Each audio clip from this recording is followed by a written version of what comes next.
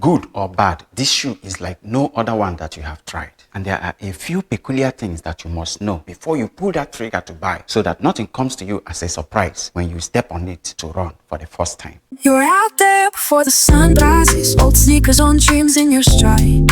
Breathing deep, just taking it slow.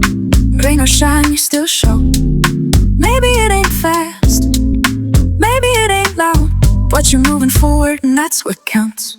The Li-Ning Feidian 6 Elite is causing quite a stir in the running community. The Super Boom capsule is making waves. People are raving about it and the shoes are flying off the shelves. When I laced this shoe up for the first time, I understood why. But as your man for the most objective and unbiased running shoe reviews, I had to go beyond the initial excitement and look at them more critically, taking time to review the pros and the cons. I also ran them with two other elite shoes to compare and put things in perspective. So in this review, I want to take you off the clouds and hype, and let's take a hard, objective and unbiased look at the Li-Ning Feidian 6 Elite. Are these shoes overhyped? Are we falling for marketing gimmicks? I remain your man, Dr. CY here, your best bet for the most unbiased and objective cutting-edge running shoe reviews. In today's video, we are diving straight to the full performance of these shoes. The ride, cushion, comfort, stability, and all. I already broke down the tech, specs, and build in a previous video. So if you want to see all that, feel free to check out the first video here on my channel. So let's get straight into this. Starting with the fit, that is excellent. Nice shoe length and width. Get your normal size and you are good to go. The toe box is great. The whole upper feels soft, nice, comfortable, and flexible, and very breezy too. Lockdown is excellent both in the midfoot and in the heel. In fact, with the booty construction, you don't even need to secure these laces firmly to get a nice lockdown. No heel slip in this at all. The shoe moves as one with your feet. So in terms of fit, this one is excellent. Moving on to the weight, the Feidian 6 Elite weighs 232 grams in men's US size 11. It's just 4 grams lighter than the Chiadan Blade 1.5, but it is 44 grams heavier than the Nike Vaporfly, 22 grams heavier than the Puma Deviate Nitro Elite 3. It is also heavier than the Adios Pro 4 and the Meta Speeds. Nonetheless, 232 grams in men's US size 11 is still pretty lightweight for a racing shoe. My favorite Chinese racing shoe before now is the Chiadan Blade 1, and that weighs 236 grams, 4 grams heavier than this one. Yet I hit great paces in that shoe. So in terms of lightweight marathon shoes, though not the lightest, this one still delivers. Moving on to the cushion, that is where this shoe shines the brightest. The stack of the Feidian 6 Elite is not officially listed. However, I feel that this should be in the range of 42 to 43 millimeters because the shoe stands taller than the Chiadan Blade 1.5, which is 38 millimeters, also taller than the Puma Deviate Nitro Elite 3, which is 40 millimeters. It has a 6 millimeter heel-to-toe drop. The Super Boom capsule, this white part atop here, sits directly under the insole and cups the foot in a very soft embrace. The underfoot feel is awesome. The rest of the Super Boom foam under here, this red part, and the carbon plate lies between the two layers of foam. You can see it peeking out from under here. The arch support for these shoes is very prominent, but in a very nice way. It doesn't form an uncomfortable lump under the arch like in many shoes. This one just bulges gently upwards to just lap smoothly under the arch of the feet, such that standing on them, you are more like standing on your midfoot. The bulge in the middle takes the weight off the heels. This is very important in the ride of these shoes, and we are going to talk about it later. But for now, if we are talking cushion, this shoe is awesome.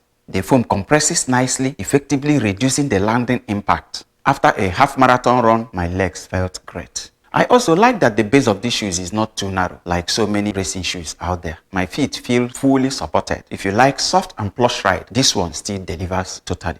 Now let's talk bounce, response, or energy return. Standing on these shoes, you immediately feel the bounce, like you are standing on a trampoline. I think that's why people are raving about it. You immediately feel like these shoes can fly. If you saw my first video, you will notice my reaction lacing them up for the first time. But then, when you put them to serious work, are they that good? We'll talk about that in a minute. But for now, let's agree that the shoe compresses well and rebounds very nicely too. They feel very springy. Looking at it, you notice that this shoe has a very deep heel bevel and also nice rocker in the forefoot. Underneath, it kind of has like a wide C curve, so the transitions are super smooth. The bounce, the smooth transitions make them very easy to run in. And now, let's talk ride. This shoe is light, soft, and responsive with super smooth transitions. The grip was great, and even when I ran into some wet patches, it was still pretty good. So what you get is a very comfortable, smooth, and responsive fun ride. However, the shoe is much lacking in stability. But more importantly, there are two unique features of this shoe that affect the ride, and you must understand this before you pull the trigger to buy, so you don't get surprised when you start running in them. The first one is that while the Super Boom capsule gives a nice bounce to these shoes, it also makes them very wobbly from side to side, like standing on a small half yoga balance ball. This has serious impact on the ride because your legs do subconscious movements to maintain your balance. My first rerun in this is a half marathon race. By 6 kilometers, I was already feeling some muscles that I never felt before in any other shoe, both in my calves and in my hips. I almost cramped my adductors by 16 kilometers, muscles that I have never cramped before. The second important point is that the deep heel bevel effectively takes away heel striking in these shoes. I am a natural heel striker, but in these shoes I find that I'm landing on my midfoot. For mid and forefoot strikers, this is awesome. But for heel strikers, it may become a problem. It's like transitioning suddenly from heel to mid or forefoot striking, which then puts sudden increased load on the Achilles. This can lead to early cramps and fatigue in the calf, especially for very long runs. I felt it in my first half marathon race. By 16 kilometers, I was really feeling it in my calves. So in summary, this shoe needs getting used to. You need to train in them quite a bit before you go on a serious long race, especially if you are a heel striker. Still, overall, the ride is still pretty good and I hit my paces in them easily. But as this shoe is making waves, is it really the fastest thing that happened to running shoes in recent times? I've watched a couple of reviews of guys who said they made PBs in this shoe. But the big question should be, is it just the shoe? Because we all know that there are many things involved in making a PB. People frequently hit PBs in their old shoes too. While I'm running in these shoes, they feel comfortable and fast, but they don't feel like the fastest shoe that I have run in yet. So in order to confirm that, I objectively had to compare these shoes to some other elite racers. What I did was to run 3 and 2 kilometer rotations in the Li-Ning Feidian 6 Elite, the Puma Deviate Nitro Elite 3, and the Chiadon Plate 1.5, one after the other. The essence is to find out which of these shoes is actually the fastest on my feet. So after the usual stretching, I started with a 2 kilometer warm-up run in the Chiadon PB6. Then I started the 3 kilometer rotations. First the Feidian 6 Elite, then the Chiadon Plate 1.5, and lastly the Puma Deviate Nitro Elite 3. At the end, I found out that I ran fastest in the Puma Deviate Nitro Elite 3 with an average of 4 minutes 52 seconds per kilometer, followed by the Chiadon Plate 1.5, average of 4 minutes 53 seconds per kilometer, and lastly the Feidian 6 Elite with an average of 5 minutes per kilometer.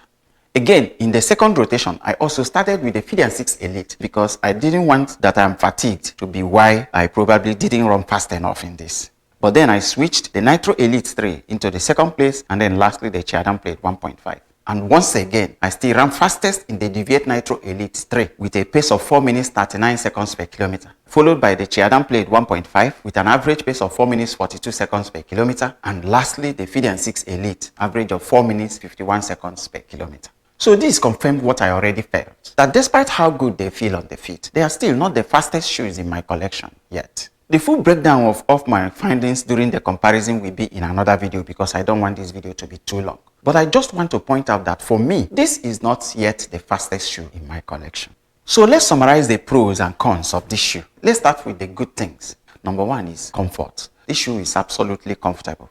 Number 2 is it's fast. Although it's not the fastest, but it's still a pretty fast shoe that I can use for any kind of race or training. Number 3, very important, take a look at it. It looks cute. I get a lot of compliments each time I step out on these shoes. It just attracts attention.